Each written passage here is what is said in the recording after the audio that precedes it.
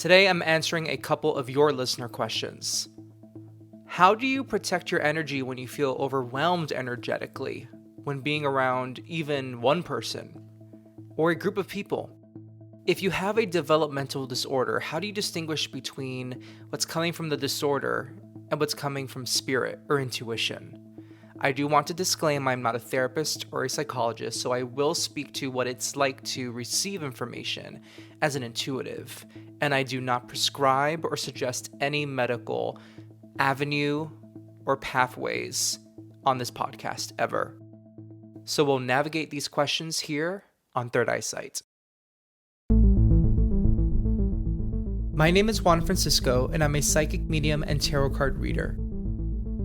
I've always been curious about the supernatural, the paranormal, and psychic abilities, and I'm here to share my stories and interview folks who want to share their own stories with us. Let's get to it. So today I am answering some listener questions. For those of you on YouTube, you are watching me on video. Usually I do video only when I am interviewing a guest. But I've just been thinking, I've been getting bits of feedback here and there that I should try being on video for my podcast, at least for YouTube.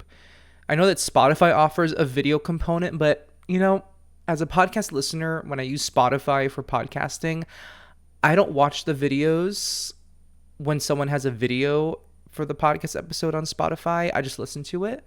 But for YouTube, I could imagine it being mostly primarily a video platform that it makes sense to publish moving videos instead of just audio with a picture of my podcast logo. So I'm going to try this out. This is sort of like a pilot test run, test driving this. And let me know what y'all think on YouTube if you are watching me on video. And if it works out, if I feel good about it, if you all feel good about it, I'll do more of it. I'll record every podcast on video for people on YouTube. And for those of you, of course, who listen on Spotify, Apple, Google, you'll continue getting the regular audio podcast because that just, to me, intuitively, pun intended, no pun intended, that makes sense. So I first wanted to share an update that I've been offering readings on my website for a while now.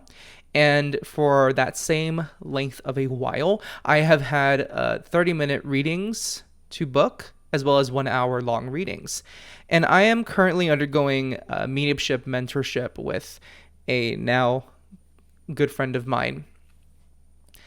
Someone who has become a good friend and is also my spiritual mentor. And we talked about the length of readings. And when I told her that I offer 1 hour reading, she told me, maybe that's a little too long to stay in your power. And I thought about it. And I think I've always felt that 1 hour readings, that was a very long time. It takes a lot of energy to keep it going for 1 hour when you're doing a mediumship reading, as well as a tarot card reading. So now I offer 30-minute long readings for both tarot cards, as well as mediumship and connecting with loved ones on the other side. And another little update, what's very interesting is I've been doing this mediumship mentorship thing for about 2 months now. I think it's been almost 2 months. And in that same amount of time, I have not been booked for readings. Maybe it's been 1 month since I've done a one-on-one reading, private reading for somebody and been booked for a reading. And I find it so interesting. I thought, what is going on? Why are people booking me for readings? And now I feel my ego is telling me, Juan, why would you say that on your podcast? Why would you share that feeling on your podcast? But it is what it is. That's how I feel. It's like, why am I not being booked for readings? And I thought, maybe the spirit world, the universe, God is like, okay, while you're undergoing mentorship for the first time and doing some inner child work and inner self work, we're going to give you a little break from doing readings, a much needed break. And maybe that's how it's supposed to be. So I'm just embracing it and just thinking, I probably need this moment to just take a break from doing one-on-one readings, not an intentional break. People can book me for a reading tomorrow, this next week, if they wanted to. But maybe the universe and God are just they know the right timing that will work for me and my development and my maturation, my spiritual journey as I'm like doing this inner child work right now. And it's just interesting how my mentor has told me that, at least for me in particular, this could be, well, this is for many other mediums too. This is for any developing intuitive. She told me that it's important that I do inner child work as part of my development, because it will teach me how to trust myself more, have more confidence in myself, and care less what other people think. And it has been an interesting journey. It's working. It's working. That's all I got to tell you. It's not like I'm healed. I'm perfect now. I'm not a self-conscious, low-esteemed person. I still am, but it just feels like it's a little more bearable to face all that. But maybe I'll do another podcast episode focus on just that. So before we get to listener questions, I'm going to take a sip of my tea. I'm really trying not to edit my podcast episodes anymore because it takes a lot of work to do that. And I'm not lazy. It's just I really want this to be authentic. And it can be a lot on the mind for me to keep thinking, did I say again? Did I say again? Did I do that thing again? Did I stutter? And if I stutter, I should just rephrase something or say it again. And I'm also learning to talk a little bit more slowly so I don't stumble on my words, so I don't say the filler words and phrases, the ums and the uhs. So let me sip my tea for a second. Today's tea is green tea. I don't drink tea often, but I should make it a habit. Okay. Listener questions. So on YouTube, on my episode with Mitchell Osborne, which was a really, really wonderful episode, Jennifer, she goes by Jennifer Kostelic, that's where her username is, on YouTube. She says, I would love to know how you stay energized. I get energy doing healing work, but lose a lot being around more than one person. I work part-time with the elderly, and though my empathic skills allow me to do an excellent job, I find it very draining to feel all the feels of them and me. Thank you, Jennifer, for your submission and for your it was a comment that you left. So I wanted to answer it on a podcast episode. So this is different person to person. Everybody's different. And although I did publish an episode... Did I publish this episode? Yes, I did. I always forget which episodes I published because this one I was nervous to publish. I did a social post on this, 1 or 2 social posts on the word empath, like what it means to label ourselves empaths. And I have some personal opinions about the label of empath, and you can all listen to that other episode that I published about being empathic or being a self-proclaimed empath, or watch my social media posts that I put up about it. But I won't get so deep into that. You can watch or listen to that episode or that content. That being said, I think there are some of us who do feel things more than other people because of different conditionings, environmental conditions, family conditions, the way we were raised. There's also the part of us that is very sensitive. Maybe we were born with it. That's something I can't prove or disprove, but maybe there is a part of us that's more sensitive, that is innate, that we were just born that way. But I do believe that everybody has the ability to be empathic, and everybody has the ability to be emotionally and spiritually sensitive, because I think it can be learned to an extent. I really do believe that. And so I really don't want you, Jennifer, to feel like there's something wrong with you. And you didn't imply this, but I just want to say this to you and anybody else who may wonder this. There's nothing wrong with you if you can't keep your energy up for like a long time or consistently in the course of a day, because you have to give yourself some grace. And many of us live in cultures that really praise grit and just get tough and get through it for 8 hours in a day. Do the work for 8 hours with one lunch break or a couple mini breaks, instead of just doing things with the flow, right? That's the kind of culture we live in. Go, go, go. So give yourself some grace.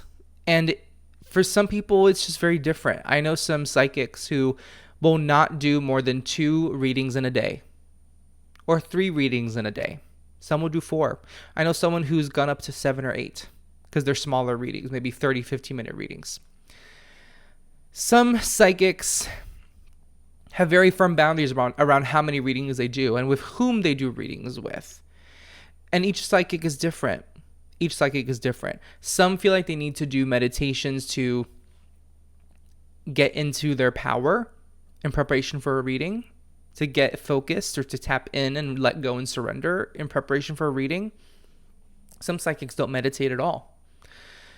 And so asking or wondering, you said you would love to know how, I don't know if you met Mitchell also, and I could always ask Mitchell to chime into this comment himself. Knowing how we stay energized. I think that's something I'm still trying to figure out, to be honest. But I'm learning very quickly. It's interesting I'm answering this question today because I have my 9-to-5 job as a publicist. I don't get booked back to back for readings doing mediumship and tarot cards, but I get readings booked once in a while. And so there's that. I haven't had a reading one-on-one with somebody in like a month and a half.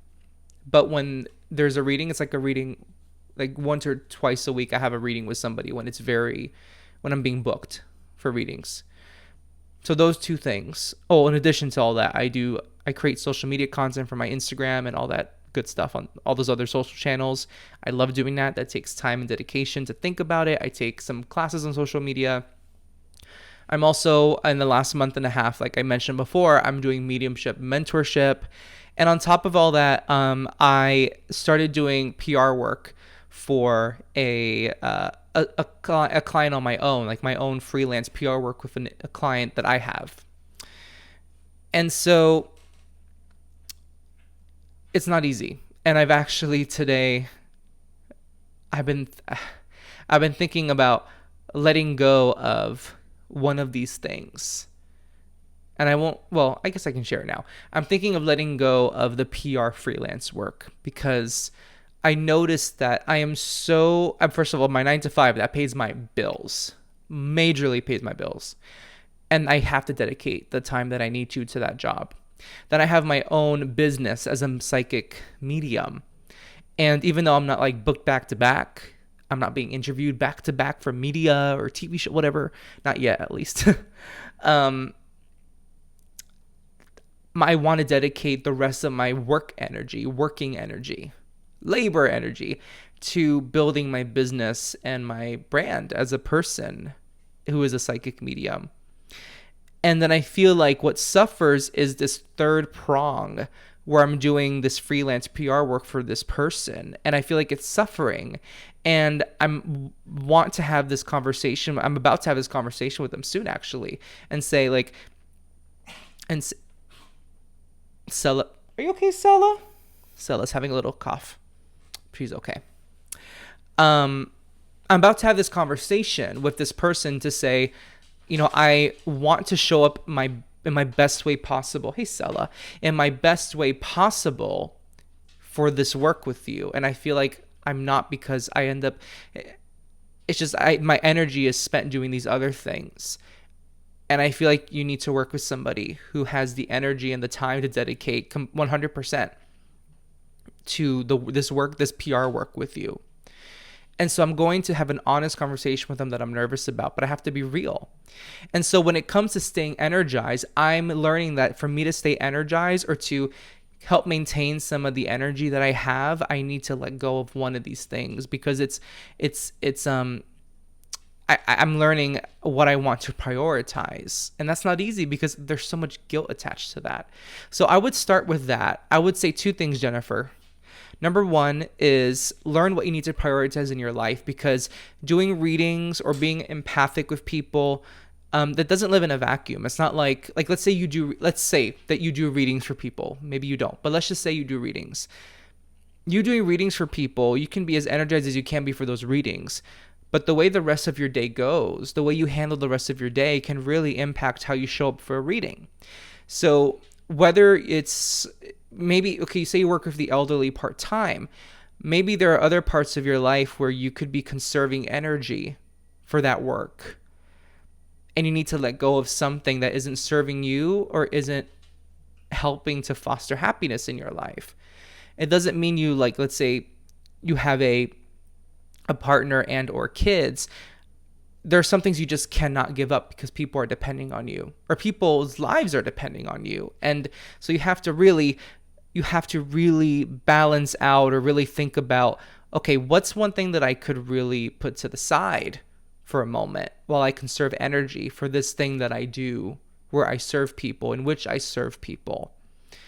So number one is prioritize. I think that's really important. And that sounds like a very life productivity kind of answer, but I'm telling you, as a psychic medium, as a human being, that even I've come to learn, like, my energy is being spent on something that I'm not showing up 100% for. And maybe I won't show up 100% for if I keep going at it. I need to be honest with the other person. I need to be honest with myself. There have been things that even I've done on my own that don't affect other people, that have nothing to do with another person, that I've let go of in my life, because you know what? I'd rather spend my energy elsewhere, because if I spend my energy there, additionally, I'm just going to feel so energetically spent. So that's number one, prioritization of just your day, of your life, of your life commitments. Number two, visualization. And as I was thinking about visualization, I was just closing my eyes for a moment, literally visualizing what it is to visualize. So as you enter a room full of people, as you are working with the elderly, with your clients, if you start to feel a little overwhelmed, imagine, this is going to sound really odd, but I think it makes sense to me intuitively. Imagine your body start to glow with white light. And then, almost like shedding, like a snake that sheds skin, or a lizard that sheds skin. As gross as that may sound, but I think it just makes sense describing it this way. Imagine your body glowing with white light, and then this white light starts to expand away from your skin and at all corners of your body. Every inch of your skin of your body is stretching out this glowing white light, almost like your person, an outline of your person, of your body, is becoming larger and larger, and the outline is all white light, an outline of white light. And then it becomes this bubble, and it spreads outwards. And that is your protective bubble, because you are protecting any energies that don't belong to you from entering your person, from entering your soul, or from interacting with it or engaging with it. So when you're in moments where you start to feel overwhelmed, imagine this white light. Now you could imagine other things, like a brick wall that pops up. I've done that before in a reading, or just around people where I feel anxiety on my own, or I feel like something around me feels anxious. There's anxious energy around me in an environment. I just imagine this brick wall, like the fort wall is coming up, or the fort door, the door of the fort is coming up. Other folks will just imagine a bubble of white light around you. Something I've been doing recently when I feel a little anxious or a little self-conscious in public, I will imagine, and thanks to my mentor, I've started to do this. I'll imagine blue sapphire light starting in the middle of my body and expanding outwards to be a protective bubble. And that blue sapphire light is the color of a blue sapphire is the color that represents Archangel Michael, a protector. So there are different ways to visualize protection for your energy, but I would say between prioritization being number one as a tool for your concern, I think number two is visualizing energetic protection. Now, I'm going to say this now, and I'm going to say this for the next listener question we're about to go into. I'm not a psychologist or a therapist, so, if you feel like the anxiety or the mental disturbances in regards to this, that it is unbearable, or that you really need help to cope with it, of course, consult with a doctor or a psychologist or therapist. Well, consult with a psychologist or therapist. Primary care doctor, of course, you can consult with them, but I think it's always best to consult with a therapist or psychologist. I see a therapist myself, and I think it's just really important to address those things if it feels unbearable or unmanageable. But I think from an energetic perspective, just an intuitive, energetic perspective, these are the two answers: prioritization and an energetic, protective visualization. Those are two things I would recommend, Jennifer. So I hope that helps. So next we'll go to an email I received from Brittany Parton, and I've answered one of Brittany's questions in the past before. She says, as someone with ADHD, I have random thoughts all the time. How can someone distinguish the difference between it being the ADHD versus it being spirit? Such a good question.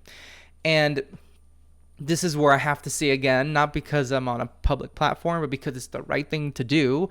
I'm not a therapist or psychologist. I do not prescribe people any kind of ADHD related medicine. I'm not licensed to do that. I'm not licensed to give therapeutic advice other than say, please see a therapist or psychologist if you need to. So I'm just going to answer this from the perspective of what it's like to get intuitive glances, intuitive gut feelings. And maybe, Brittany, by me answering this from that side of this conversation, it will help clarify for you in your own experience, or help you distinguish between the two things. So the way that intuitive glances come in, they are very out of nowhere. It feels like they're out of absolutely nowhere. You didn't think them up. Nothing really triggered them. That's usually how they happen. Sometimes something can trigger them in public, or when you're walking around, looking around, and you see something and it triggers a memory for you. But that memory feels bigger than just thinking of a memory. It feels like it's connected to something else. That may happen, but for the most part, an intuitive glance or intuitive insight comes truly out of nowhere. And the feeling that comes up when you get that intuitive insight from spirit, it just feels very matter of fact. There's no need to think about it. It's just there. It may take a little bit of deciphering to know, okay, what does that mean what I'm seeing? What does it mean? But just the moment of receiving it, of seeing it, whether in your mind's eye, maybe you see it in front of you, actually like with your eyeballs in front of you, but most of the times it's in your mind's eye. You feel it in your gut. You feel it in your solar plexus. You feel it in sometimes it's a whole body feeling, complete full body feeling. You just feel it, and it's just matter of fact. And the most important thing, this might help you to help distinguish between the two things you're talking about here, the two instances of getting random thoughts. And again, I'm just answering this from the intuitive's perspective, because I want to be very careful. When I receive intuitive insight or something from spirit, the feeling of receiving it doesn't feel like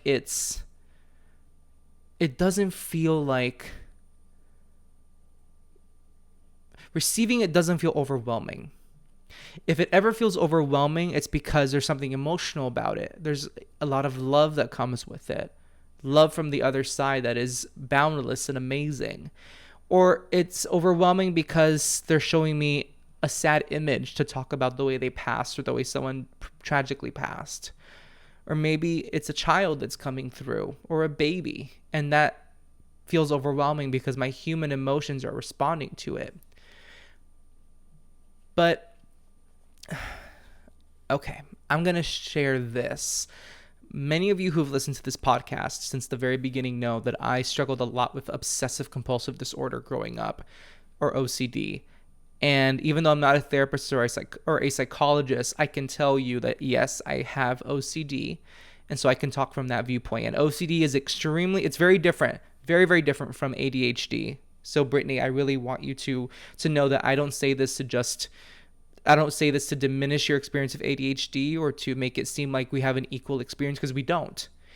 But for me to make my next point, I need to share my experience of OCD.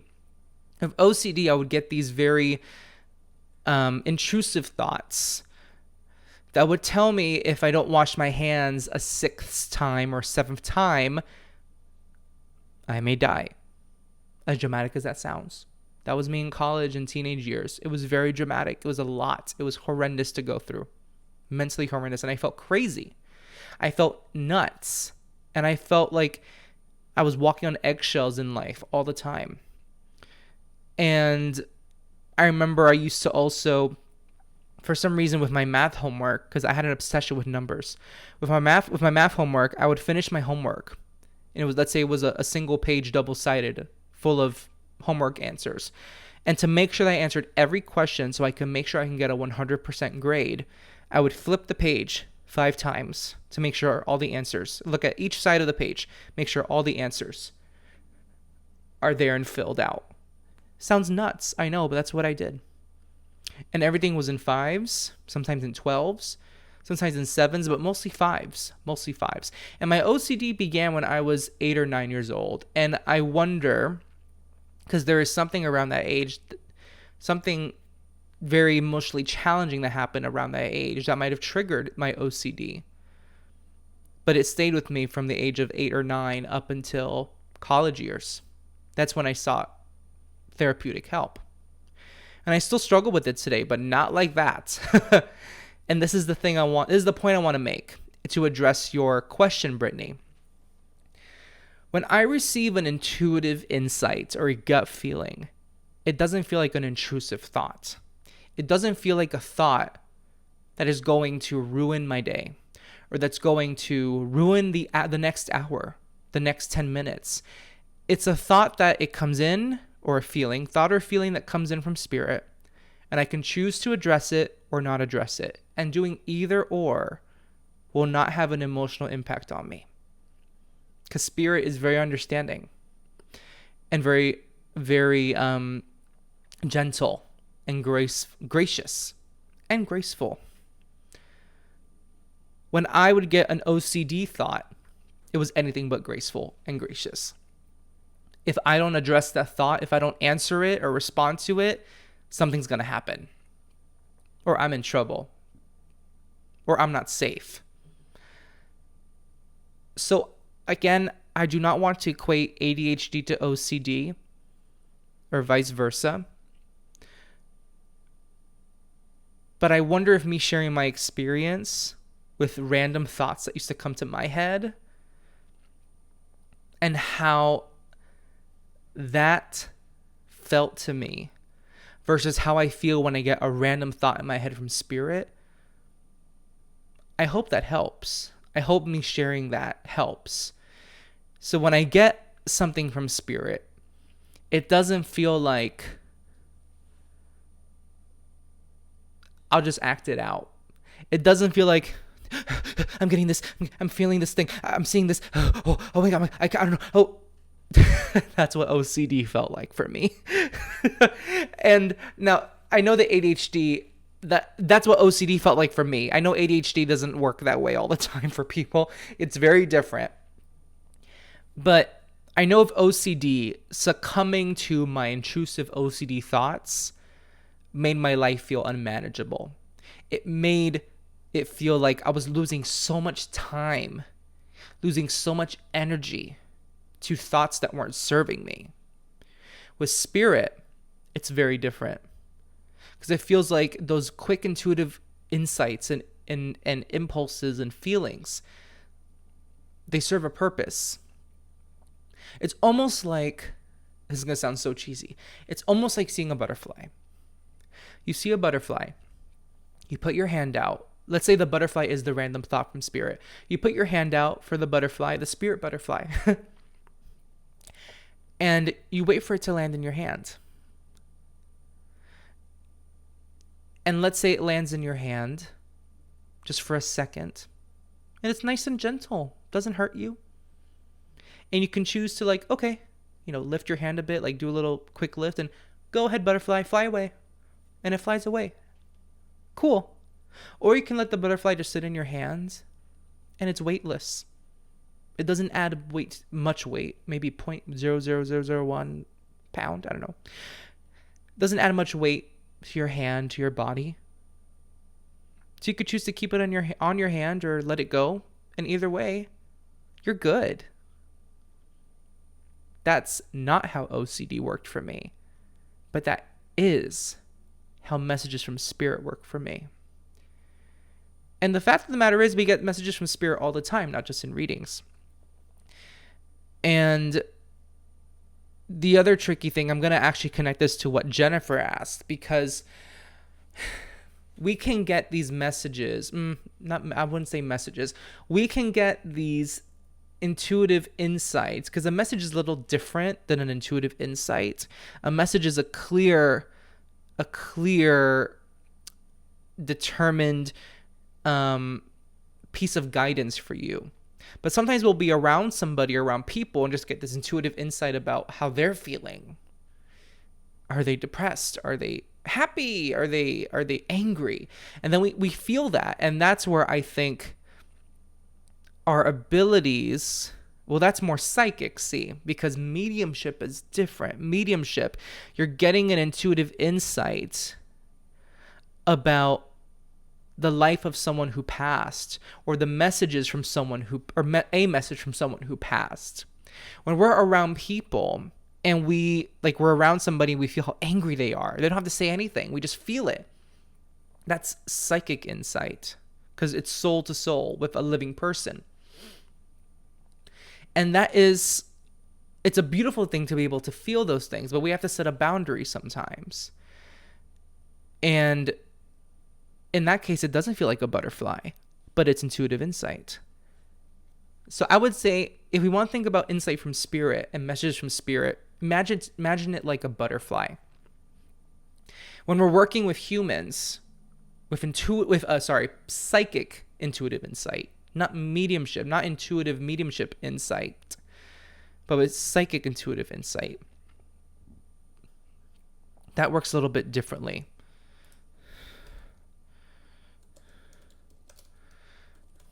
So when we're working with psychic insight, not mediumship insight, which is different, but psychic insight, it's different because we're working with another soul in a human body. So there's a little more, for lack of a better word, baggage there to work with. There are human emotions of another person to work with. Whereas spirit, when they come through and they share emotions, they are sharing emotions because that's the language we understand in the human world, in the physical world. But it's not emotions usually that are being offloaded onto us, or that we have to then feel. Like if mom who is passed is making us feel this feeling of sadness about a situation that she had gone through when she was in the physical world, it's different than feeling the sadness of someone you're sitting next to at a train station. Feeling that psychically, it's different. Now, I think it's okay to set boundaries in both instances. We can set boundaries with spirit. There are people I know who see spirit walking everywhere. Or they're in their house and they walk into a room and they see somebody that they don't know. And they have to tell them, hey, thanks for showing yourself with me, but could you please do it in a way that doesn't spook me? Because that's spooky to me. So it's okay to set boundaries. Spirit is extremely gracious and graceful. I keep using those two words. Spirit is very understanding. Now, when it comes to hauntings, that's a whole other story. We can talk about that later on in another episode. But for the most part, in my experience, spirit understands and respects boundaries, as long as you respect them too. You have to respect their existence and respect their free will choice as a soul, and they'll respect your boundaries. With people, with humans, it's a little harder to do that. Especially when you're just in a space with them. You don't have to say anything. They don't have to say anything to you either. And you just feel all the things. So with random thoughts, Brittany, I think it depends on the modality you're working with. If we're talking about mediumship, I would say to refer back to what I said about OCD and the difference between my... again, I don't know if this is something you can relate to. But for me, my OCD were intrusive thoughts that made my life feel unmanageable. Messages from spirit and symbols and signs from spirit in a reading or not in a reading, they feel like choices I can make without worry. I can choose to address them or not, and it won't disturb my life to do either or. And when it comes to psychic energy with other people, that's where it gets a little trickier, but we can set boundaries to help us.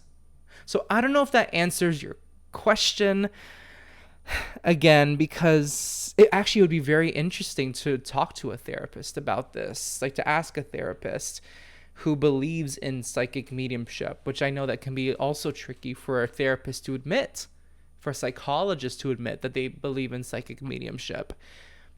But it would be interesting to get the opinion of someone who is a therapist and a psychic medium. To get the opinion of someone who delves into both worlds, who can share their take on that, because I cannot speak as a therapist or psychologist. I can't. So I hope that helps clarify things for you, even though I can't speak from the perspective of having ADHD or ADD. I hope that helps in some way what I responded with. Well, thank you all for listening. And again, let me know if you're watching on YouTube what you think of the whole video thing. And I am really excited for things to come on social media. I'm trying to revamp my social media content, have it be a little shorter so it's easier to digest the information or to read the information. And I love getting creative. I really, really love it. So the fact that I get to combine my love for spirituality with my love for creating content, creating in general, and speaking, it's just so much fun. So outside of that, no real updates outside of that in my shorter readings now on my website. But you know where to find me. Go to my website. And if you want to submit a question for the podcast for me to answer on the podcast and or on social media, just use the contact form, email me, or you can DM me on Instagram. And with that, I leave you to a beautiful rest of your day, everybody. If you have a question or topic you want me to cover on Third Eyesight, head to my website, juanfranciscospirit.com/contact, and send a message my way. If you really enjoyed this episode, leave a review wherever you listen. I'd really appreciate it.